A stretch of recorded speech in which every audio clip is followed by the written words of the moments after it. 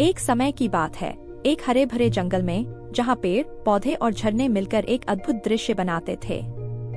इसी जंगल के एक कोने में एक चींटियों का समूह रहता था। यह चींटियों का समुदाय बहुत मेहनती और संगठित था।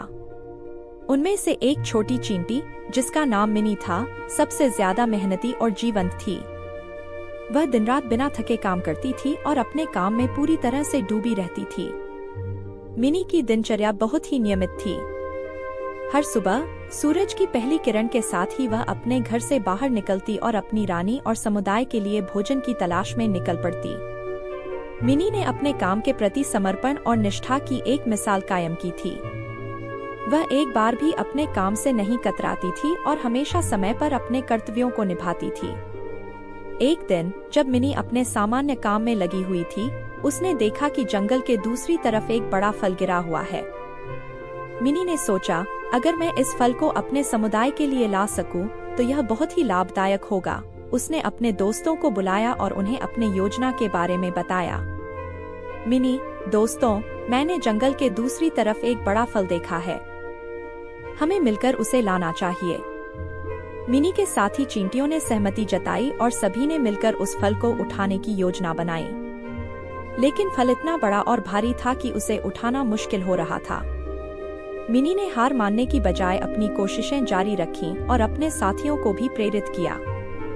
मिनी ने अपनी पूरी ताकत लगाई और अपने साथियों की मदद से अंततः उस फल को उठाने में सफल रही। सभी चींटियों ने मिलकर धीरे धीरे फल को अपने घर की ओर खींचा। यह एक बहुत ही कठिन और समय लेने वाला काम था, लेकिन मिनी और उसके साथियों ने अपने हार नहीं मानी। मिनी, हम सभी मिलकर इस काम को कर सकते हैं। हमें सिर्फ मेहनत और धैर्य रखना होगा।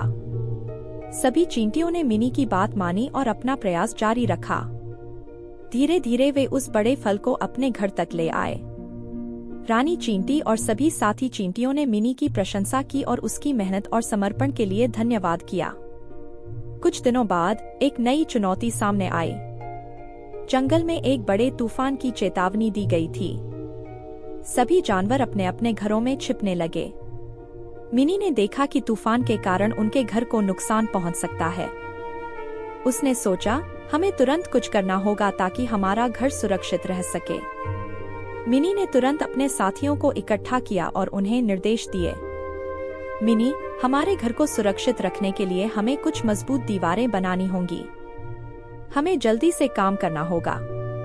सभी चींटियों ने मिलकर काम करना शुरू किया। मिनी ने सबसे पहले कुछ मजबूत पत्थरों और लकड़ियों को इकट्ठा किया और उन्हें घर के चारों ओर रखने का सुझाव दिया।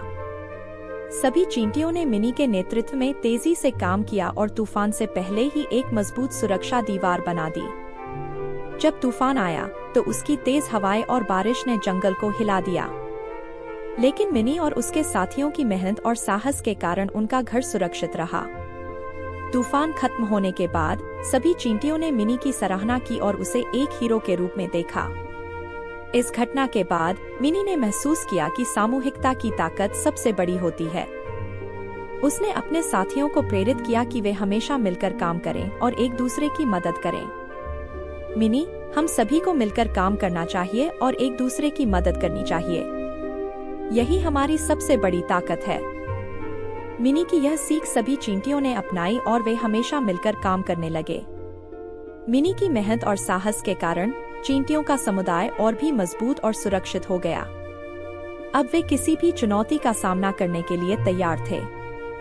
मिनी की कहानी जंगल में हर जगह फैल गई और सभी जानवरों ने उसकी तारीफ की। मिनी की मेहनत और समर्पण ने सभी को प्रेरित किया और उसे एक आदर्श के रूप में देखा जाने लगा। मिनी ने सिखाया कि जब हम मिलकर काम करते हैं और एक दूसरे की मदद करते हैं, तो हम किसी भी चुनौती का सामना कर सकते हैं और उसे पार कर सकते हैं। मिनी की कहानी से यह सीख मिलती है कि मेहनत, समर्पण और सामूहिकता की ताकत से हम किसी भी मुश्किल को पार कर सकते हैं। हमें हमेशा एक दूसरे की मदद करनी चाहिए और मिलकर काम करना चाहिए, क्योंकि यही हमारी सबसे बड़ी ताकत है।